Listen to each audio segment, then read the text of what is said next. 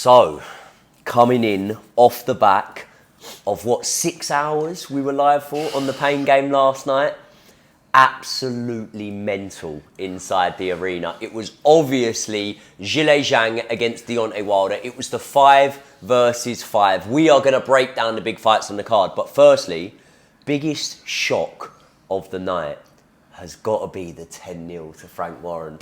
Nobody could have predicted that, because I think, we discussed it. A lot of the fights, for 50-50 fights, we knew that, but I certainly wasn't expecting a one-sided victory to Frank Warren. It's unbelievable. I think for the most part, the experience factor went out the door. Like I was weighting my argument for a matchroom win on experience for the most part, because as you say, they're 50-50 fights. So anyone that says they can confidently pick a 50-50 fight probably isn't really telling the truth. What you're more basing it on is, okay, where's the back catalogue from these fighters to be able to go, right, X beats Z because they've had more fights and they've mixed it at world level. For example, Craig Spider Richards. For example, Ray Ford, Exactly. For example, Amo Williams, who obviously has similar records to Hamza Shiraz, but has obviously had the amateur pedigree and whatnot. Ultimately, it just didn't go that way on the night, did it? I think it was maybe that youthfulness and sometimes, when you haven't got as much experience, but you're hungry and you're a little bit naive, you go in there with less pressure. And I feel as if, especially like talking about Willie Hutchinson, I was listening to him talk, I was thinking, is he really this confident? But he went out there, especially after bearing in mind that he actually got stopped, not too long ago. I wasn't sure if his confidence was really going to be there. And he went out there and made Spider Richard just look ordinary, very ordinary. And it shocked me. I think the whole night there was just full of surprises, to be honest. One thing that didn't shock me was Deontay Wilder taking a loss to Zhilei Zhang last night. And do you know what? Listen, even a broken clock's right twice a day, but I think that was one that I sort of... my predictions last night were awful. I think anyone who's watched the content knows that. But one I was very, very confident in was the Zhilei Zhang Deontay Wilder fight. And we had spoke about before the fight the fact that ultimately, despite Wilder's best win coming against the southpaw in Luis Ortiz, realistically, he has not had wins over anyone as good as Zhilei Zhang. And stylistically, I just always saw this as an awful matchup for Deontay Wilder. I looked at the way that Zhilei Zhang in the first couple of rounds before Parker found his feet and before Zhang slowed down was able to really dictate the pace and dictate where in the ring the fight was boxed. And I just thought we'd see something very similar against Deontay Wilder. Ultimately, we did. What did you think going into that fight? Did you think that it would be as dominant from Zhang as it was, or did you give Wilder a chance? I give him a chance going into the fight, but it was the press conference. I seen him. He'd done the whole bomb squad thing, and I just wasn't believing it. He was kind of going through the motions. I thought he was saying all the right things, but his body language said something completely different. And I think Zhilei Zhang, he can cause anybody problems because, like we've discussed about his pedigree, he's boxed some great people in the amateurs. All the experience was there. He was a bronze medalist in the Olympics. He's a southpaw, he's got the power, he's got everything. I think fundamentally he's great. The only thing we've talked about is his lack of stamina. And there was parts in that fight I thought, is he going to slow down a little bit? But he found the shot and got the job done. And I was sad for Wilder the way it kind of ended for him, because he got caught with that shot, he turned around, but I just don't think he's on it. He hasn't got that animal instinct that he used to have. He turned his back as if he was looking for the referee to help him out. He just didn't look confident from the very first round. So he's looked to me like he's mentally checked out of boxing for quite a while now. And I think when you read between the lines, you hear someone talking about retirement. Also, you hear someone talking about children. Now, this might be different. I don't know whether you'll argue this in a different way, but when I'm sitting in them changing rooms and I'm about to go out and fight, obviously on a much smaller scale than Deontay Wilder and even yourself, but when I'm doing that, the last person I want to think of is my daughter. Absolutely. I don't want to think about my children. For me, I've got no children. I don't want to think about that because my children are my weakness. My children are my soft side. Well, my child is my soft side. Do you know what I mean? So I don't even want to let that in. So to hear a few of those things on fight week, I believe they were warning signs. When we look at the performance of Deontay Wilder, and we could be doing him a massive disservice here, and by the way, we've just got straight into this one. If you guys don't already, you should know, this is my good friend Lawrence Arswecki. His channel is linked in the description to this video. Head over there because we're going to drop some content off of that as well. When we look stylistically how Deontay Wilder approached this fight last night. We've seen him have, 3-4 fights now under Malik Scott? Yeah. Have you seen any improvements in those fights? If for me, he's went backwards. I think, we know what he does. He's a puncher. You actually brought something up last night and you were saying, if you look at all these other fights, he doesn't really let his hands go, because we were trying to say all he needs to do is let his hands go. But when I thought about it, realistically, he doesn't ever really do that. I think he was always so imposing, and he had that fear factor. A lot of the guys stood off him, and you thought, oh, he's really putting the pressure on. But people just, were scared of him before they even got in there. It's a bit like Mike Tyson back in the day. People had lost before they'd even got in the ring with him. But yeah, he kind of done the same thing he always does. But normally, when the opportunity's there, he can pull the trigger. We'll see it against Joseph Parker. That trigger's just not there anymore. I think Tyson Fury took his soul, and I just don't think. I think he's finished. It's that simple. His performance was pretty much the same as what he'd done with Joseph Parker. I was hoping, as a fan, I was hoping that we're going to see, this was his last chance, his last big opportunity. I thought he was going to, potentially pull it out the bag. But unfortunately, we got exactly the same again. You actually mentioned the training as well last night, and you were sad about seeing. He was doing the whole slipping training that he's been doing with Malik Scott. And listen, sometimes you let the cameras see what you want the cameras to see, and you're not going to ultimately show them the things that you've really been working on, the things that you're really going to try and implement. But it don't look good, does it? It doesn't look good for a guy who's never been elusive in the slightest, who's never been a defensive fighter in the slightest, to all of a sudden be working on defence. Listen, no one wants to get hit. But at the same time, if I'm Deontay Wilder, I want a Sugar Hill in my corner. I want a gun-ho, aggressive stuff. Because ultimately, I think knowing what you are and knowing what you're not is so important in boxing. 100%. 100%. I always use the example of, Muhammad Ali and, say, Mike Tyson. Imagine that Muhammad Ali had got custom model, Mike Tyson's trainer. That style doesn't work for you. It's the same thing if Tyson had got Angelo Dundee, Muhammad Ali's trainer. Certain coaches, doesn't matter how good of a coach you are, your style needs to gel with the fighter. And I just think, bringing in Wilder's new trainer, stylistically, what he was trying to get him to do just doesn't work. Like you've just said, you've got to know what you're good at and know what you're not good at. And I think he was trying to bring something in which, if you talk about a new fighter, you need to try to build those skills over years. But at this stage in his career, trying to learn old dog new tricks at this stage, we just need to bring out his strengths. And I think most importantly at this stage in his career, after the defeats to Tyson Fury, it's more psychological. Forget the technicality side of things. He needs to work on his mind. And unfortunately, Malik Scott wasn't able to do that. So I think that was the downfall, to be honest. I think when you've gone through your whole career knowing that I can go down on the scorecards and I can pull out that one hitter quitter and finish men, it's almost a false sense of security you're lured into. Because ultimately, I made this point last night on the Pain game, I'll make it again here.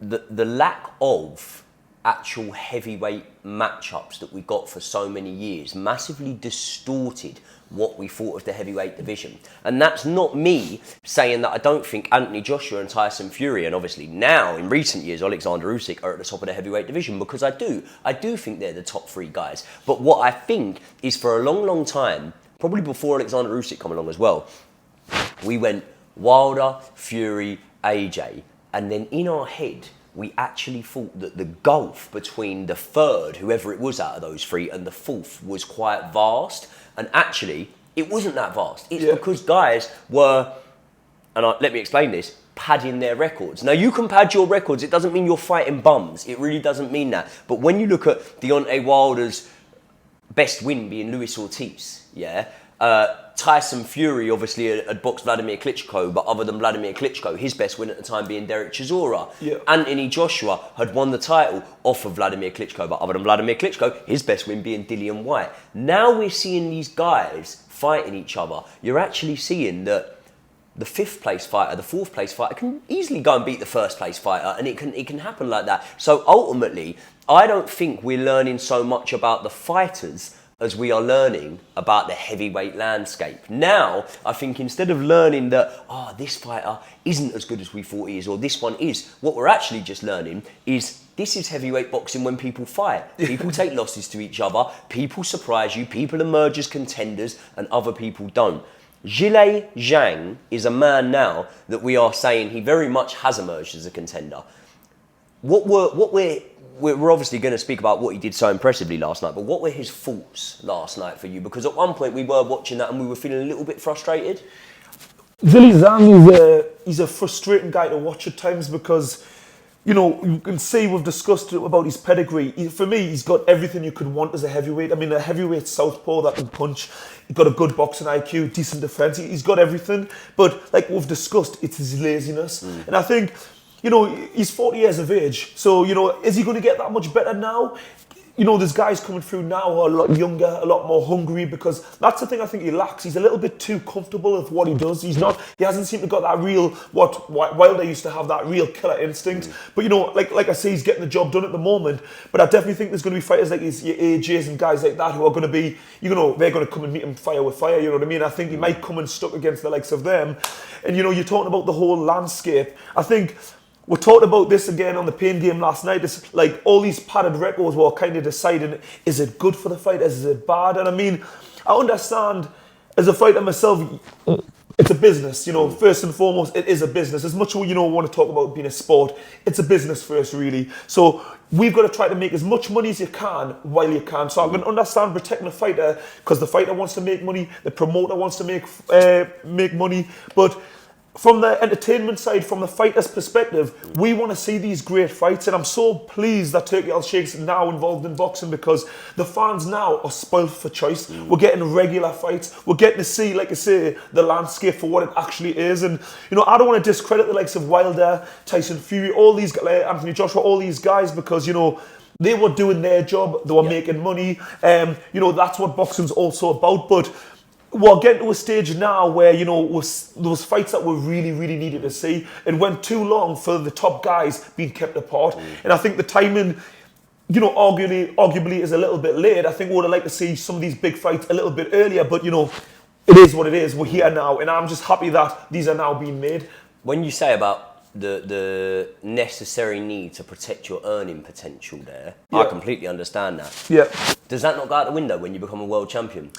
Because when you become a world champion, at that stage, say, let's take feels like I'm digging Deontay Wilder out, I'm not trying to, but let's say we take Deontay Wilder for an example, Artur Szpilka, Johan Dubois, Eric Molina, there's more guys that I can't think of right now that it's like, realistically, you've got to protect that earning potential on the way up. But once you get to that point, that's when I think you need to be in these fights to actually find out who the best is, who the man that's going to rule the division is. And I think that for a long time, we were maybe a little bit blinded by Deontay Wilder. And like you said earlier, it sort of came into that point when we were talking, and this wasn't pre-rehearsed or planned, my mind's ticking over. I'm listening to you guys talking and we're all saying, he needs to get back to the Wilder that lets his hands go.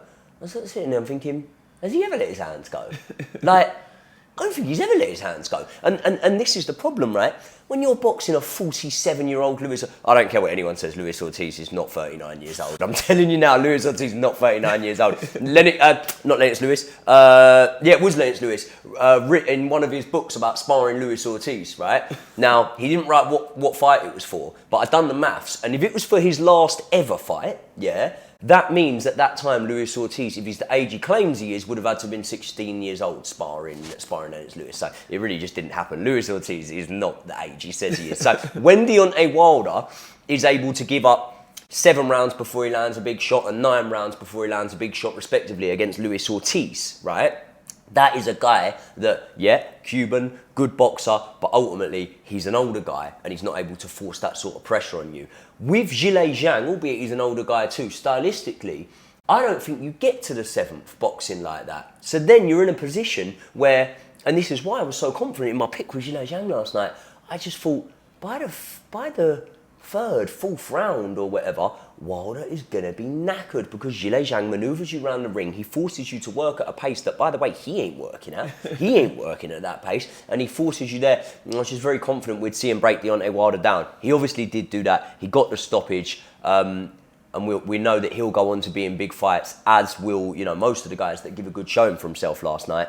quick word on Deontay Wilder. How do you assess the career of Deontay Wilder? Because from an outsider looking in, I think that I can look at the career of Deontay Wilder and say, what you've done for the actual, not the physical attributes, because we know he's a specimen, he's a freak. No man with legs that skinny should be able to punch that hard, in my opinion. I just point these ones out. No, should be able to have that sort of explosiveness. Like he even last night, giving away £70, and even that being said, despite the fact that I backed Zhilei Zhang to win the fight, giving away £70, it wouldn't have been a shock if Wilder had knocked the man £70 heavier than him out. So he is a real a genetic freak in that way, but he does have a distinct lack of boxing ability. I don't think that's harsh to say that. So, given that lack of boxing ability, to come from where he come from, professional basketball player, I think it was, and then to end up 10 WBC title defenses, something like that. I think we've got to give him his plaudits and give him a lot of credit for what he achieved in his career. I totally agree, because when you put it like that, I mean, to do what he's done is an absolute huge achievement. And I think, regardless whether these other fighters, if they were to say, if you achieve half of what he achieved, would he be happy with that? I think everyone would put their hands up and say, absolutely. You're right what you're saying. It's his genetics. He's a genetic freak.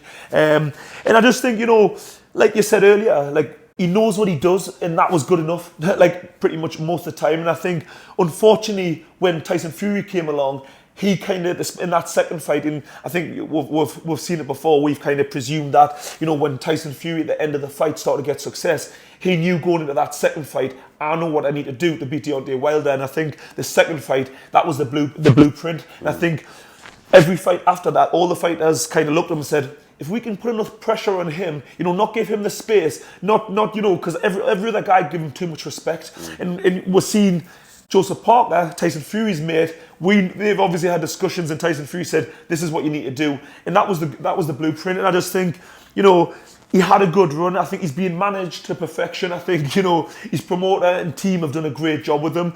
And that's not me discrediting him, but, they've managed his career correctly. And whichever way you want to look at it, he's achieved what most people will never achieve in boxing. I think his power is undeniable, but unfortunately, Tyson Fury took his soul. And I think, yes, he's still going to be there in the history books. He's still one of the biggest punchers in boxing history.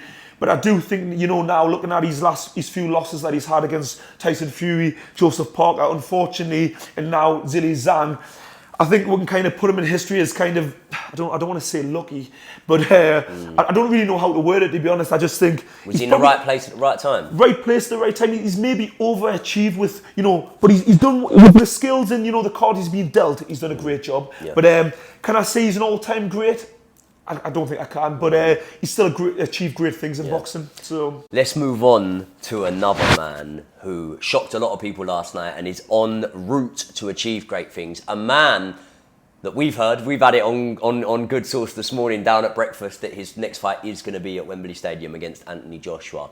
Daniel Dubois. Now, if there was ever, we've seen plenty of redemption arcs in boxing, but in the heavyweight division now, we're seeing them almost time in, time out. We're seeing Joseph Parker come back from multiple losses, knockout defeats, and be able to turn his career around and be able to show something in fights that he hadn't done before. And Daniel Dubois is very, very similar in that mould, Our question mark over Daniel Dubois is, can he do it when it gets rough and tough? Once he gets that heavy jab stuck on him, that right hand, will he fade in fights? Will he wilter in fights? Or will he be able to ride the storm? And the sort of back catalogue of evidence we had at that point was that he doesn't really ride the storm all that well. Of course, he had survived knockdowns and being able to come through fights, but they were against lesser level of opposition. And when you got him in there with a Joe Joyce, with an Alexander Usyk, the thing that was thrown at him, not from myself but from other people, was that maybe he had a little bit of quit in him.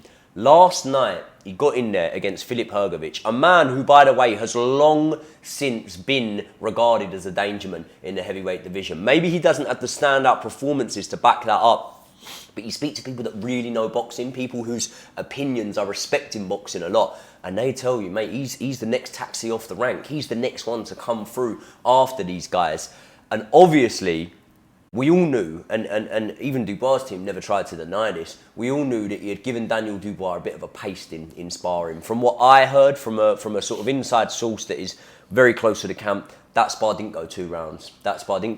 And Daniel Dubois was cleaned out in that spar. It was a long time ago. He was very young, and in the build-up after calling out Hrgović, he said, people change. And I sort of started to think, okay, maybe. But stylistically, your stylistic attributes as a fighter don't often change all that much in the heavyweight division, okay? We saw him go in last night against Filip Hrgović and pull off a real huge win, a career-defining win, by the way. What did you make of that performance? Well, like you said, Filip Hrgović, I think he's always just been that, we've been talking about him for a long time, and I think we did think he was going to give, the top guys a lot of problems.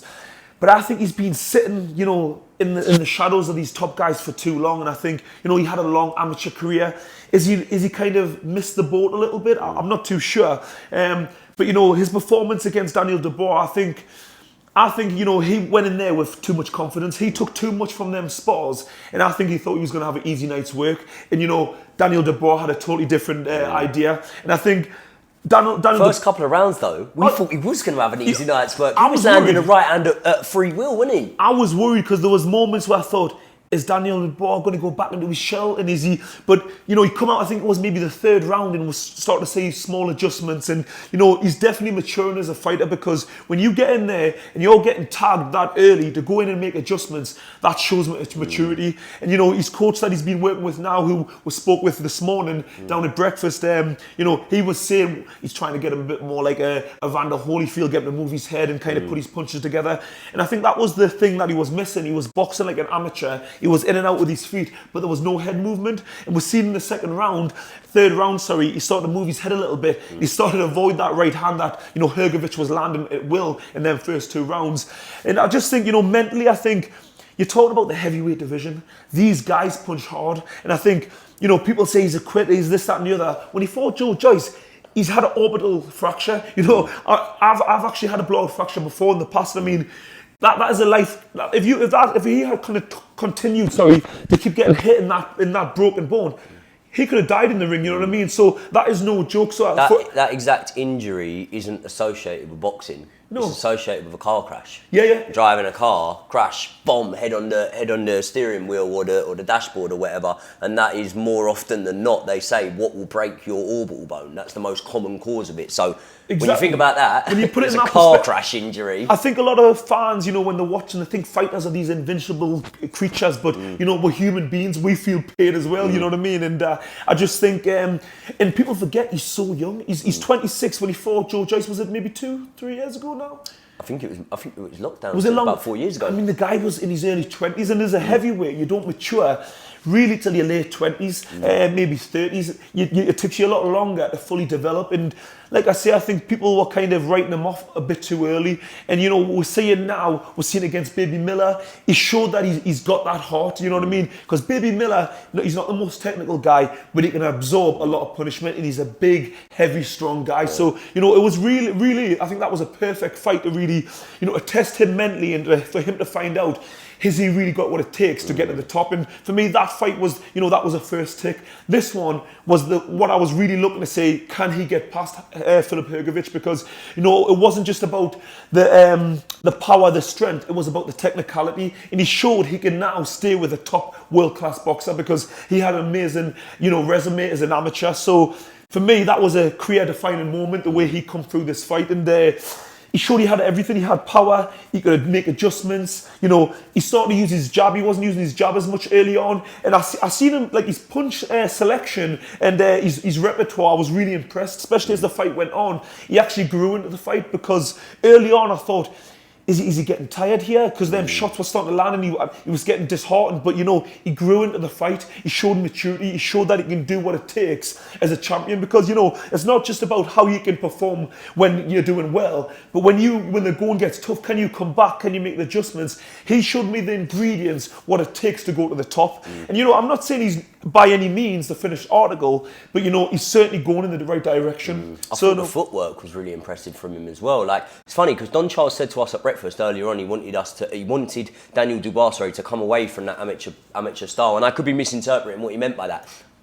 I predominantly thought, okay, does he mean the sort of bouncy style winning off the feet that he was implementing a little bit? I thought that helped him really well. And when he worked out Filip Hrgovic's range for that jab, from the second round onwards, Filip Hrgović still had success, but Dubois started to make him miss. Yeah. And I actually think when you're a big, strong man and you probably punching harder than you need to be because you haven't got that respect for your opponent, you're going to drain yourself a lot when you start missing. And when Dubois just sprinkled that little bit of elusiveness into it as well, and I'm not calling him an elusive fighter, but for the heavyweight division, to be able to move your feet in and out like that, I thought it was impressive. I thought that was one of the main things that helped swing the fight. But like you said there, we saw Dubois growing confidence throughout the fight. Yeah. We saw him really grow into the fight and grow in his belief, knowing that, okay, I can get you, I can hurt you. And I'll tell you what, in that first 2 rounds, I've took pretty much every right hand you'll throw at me, and I'm still here and I'm still ready to swing and bang at you. One thing I do want to give massive credit for is Filip Hrgović being able to fight on with the injuries he sustained, because we had a little bit of a debate on the Pain Game last night about whether or not it was intentional. And my thing was, look, I don't think it's intentional, but when something happens this often, you've got to question it. And that is the work that Daniel Dubois did with his head. Yeah, there was a lot of head clashes in there, a lot of headbutts in there. Stylistically, sometimes that can just happen. And there was never a moment like an Evander Holyfield moment when he leapt in with his head, but he caught him a lot. Filip Hrgović had a nasty cut open up in that first, I think, second round, maybe first round. In a lot of fights, you could have seen the fight stopped there, I think, and ultimately you could have seen the fighter go on and do a round or so and the cut just be too bad. Now, very luckily for Filip Hrgović, he has had one of, in my opinion, the best cutmen in world boxing in his corner, Ian Jumbo Johnson. He did a really good job with that cut. But ultimately, once you get cut on the other eye, it's very hard to continue. And I think the writing was on the wall by that point. Listen, Filip Hrgovic's face was an absolute mess, wasn't it, towards the end there? So, writing was on the wall. The referee intervened. Daniel Dubois gets the stoppage. I can't remember what round it was in, to be honest. We were having so much fun in there that it was hard to remember. And obviously, on to bigger and better things. What sort of chance do you give him against AJ at Wembley? I think at this stage in his career, it's a little bit too early. I think, in my opinion, he's progressing nicely.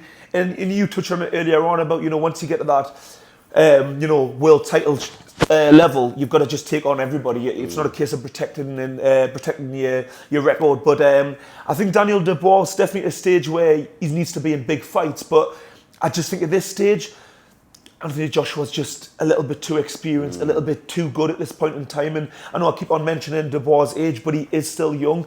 And, once you get to that level, there is no turning back. So I just think, them punches that Hrgović was landing early on, if Dubois was getting caught with them same shots up against AJ, it would have been game over. So I just think, as much as a fan, I'm a fighter, but I'm also a fan.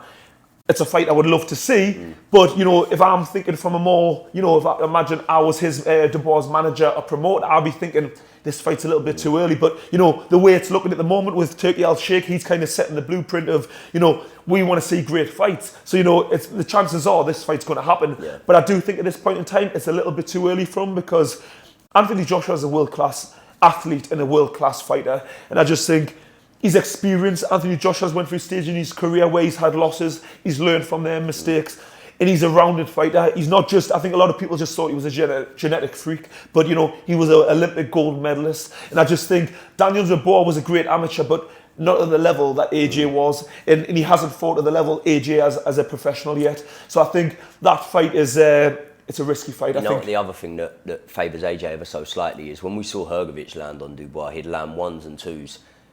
AJ's a great combination puncher. So if he hits you with that, I'm not adamant that AJ's 1-2 on Dubois does more damage than Hrgovic's. I'm not saying it doesn't, but it's not set in stone for me that it does. But AJ will follow that up with left hook, right uppercut as well. And Hrgović wasn't able to do that. So it's going to be heavy artillery that Daniel Dubois is under in that fight. It's going to be Anthony Joshua. If it wasn't Anthony Joshua, I wouldn't mind seeing the Parker fight. Do you know what it is? There's loads. The thing is, the AJ fight, of course, it's a great fight. It's exciting for the fans, but I think there's a lot of other fights out there that would still be great to watch, but just, you know, I may be thinking from a point of, you know, I'm kind of a fan of Dubois, and I'm probably thinking a little bit too safe in my mind. And I think I'm just aware he's such a young fighter, and I don't want, you know, to take another loss in his career. He's already had 2 losses now, quite early on in his career. You know, a loss to Anthony Joshua, which I think, you know, could be a devastating loss from, you know, because his power. You know, you're talking about the 1-2s that AJ can do over Hrgović. Anthony Joshua hits way harder than Filip Hrgović, and it's just the whole, you know, he's got that killer instinct as well. And I just think when he throws his 1-2, let's just look at against Ngannou. Yes, Ngannou's you know, MMA fighter. He's not a boxer. He hasn't got the same technicality and ability as a lot of fighters. But the way Anthony Joshua lets that 1-2 go, and especially, you know, with Ben Davis in his corner now, they're working on things that I haven't seen AJ do for a long time. He's really stepping in with them shots. If he was to land like that on Dubois, it's game over. And I just don't want to see a man, you know, knocked out cold like this at this stage in his career when he's so young. And I think he can really reach the heights. I just think he needs a little bit protected. He needs a few fights that are going to challenge him, but not, you know, wipe him out at this stage in his career. That's just the way I see it. But mate, I just got to say, what on earth has this week been like for us? Like, it's just absolutely mental, isn't it? And this is the funny thing, right? And there's nothing bad about this, because this whole journey brought us here in the first place. Obviously, for yourself, you've experienced, you know, travelling on Team GB, all these things. But I just think, like, what was it? 2-3 weeks ago, me and you were sat in your bedroom in Newcastle. I'm sat in my bedroom in London. We're doing a little video sort of over the computer with each other. We've gone from sitting in our bedroom making videos to sitting in the arena with the fight behind us in Riyadh, Saudi Arabia. This is madness. This is mental, isn't it? I think we're sitting at breakfast this morning chatting, we're like, what is going on? Like, we could not have predicted this. Even if we, you know, if we were thinking wildly inward dreams, we could have thought, oh, you know, in a few years' time, this is a potential thing that could happen. Would we really have confidence that it could happen?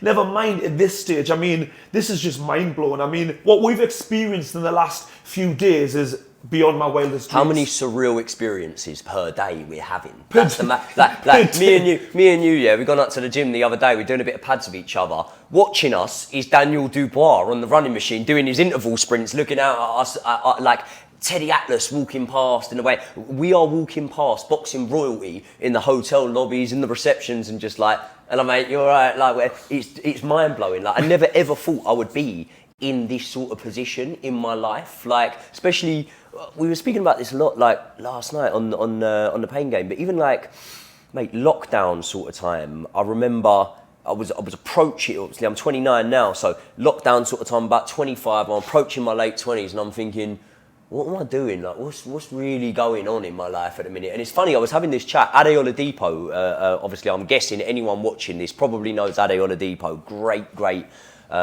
boxing channel on YouTube. And I remember in lockdown, right, I've been watching Ade since before he even launched his channel, because he used to have an old channel with his pal. And I've been watching him since then. And I remember in lockdown sending him a message saying, look, I'm thinking about doing something a bit like this.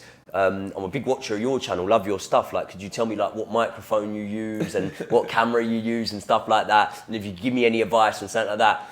And then it's like, going from that conversation, by the way, when I sent him that, he just had a YouTube channel. He wasn't working on DAZN and things like that. Last night, we're in the arena. He's the one with the microphone in the ring, and we've got our own stage up on the side. Like, honestly, I would love to just like be able to say to people, however wild it seems, if you keep on at it and you carry on going, these things might happen for you. Like, because they've happened for us, and obviously we can't ignore the elephant in the room.